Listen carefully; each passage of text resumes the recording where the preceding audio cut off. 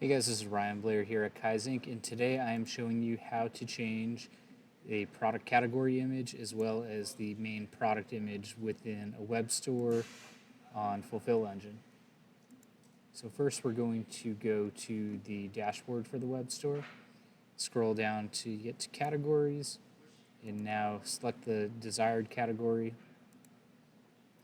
And from within this view here, you could go to tasks and choose category image.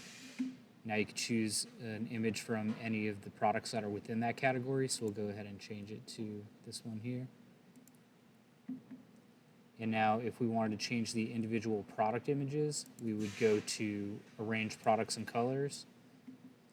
And let's say we wanted to swap out this light blue colored shirt here. So we just hit this pencil icon. Come on. And now you're good to go ahead and choose a different color. Go ahead and hit Rearrange Products and it should save. So if we come back over to our web store, do a refresh, you can see now we have that black t-shirt as well as the gray shirt was swapped out here. So yeah, thanks for watching.